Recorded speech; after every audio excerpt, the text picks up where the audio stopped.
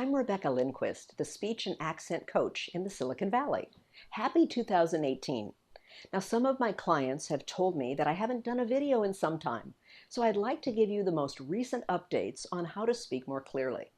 So as many of you know, I've focused on the American accent for the last 12 years.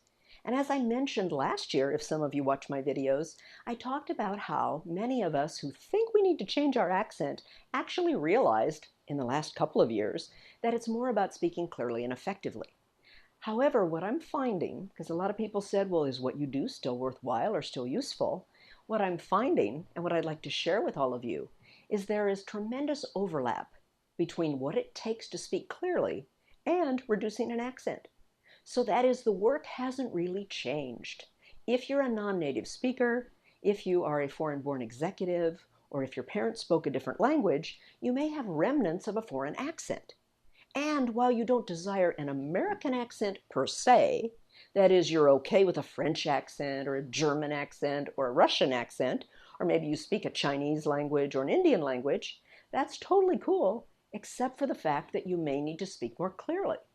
Now, clarity is in the ears of the beholder. So there may be someone who simply doesn't hear you well when you speak, or an entire audience who gives you the feedback that you're just not speaking clearly.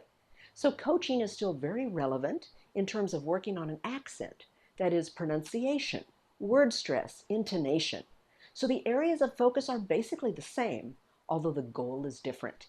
Using the right muscles, breathing correctly, having the right posture are what's critically important to ensure that you speak with clarity and confidence in American English, but also being true to your own background and your true culture, your true knowledge base, your authenticity, and being who you are, but speaking clearly and effectively. What we did for accent is still very useful to improve clarity of speech, and I would love to work with any of you or anyone you'd like to refer to me. Thanks for your time.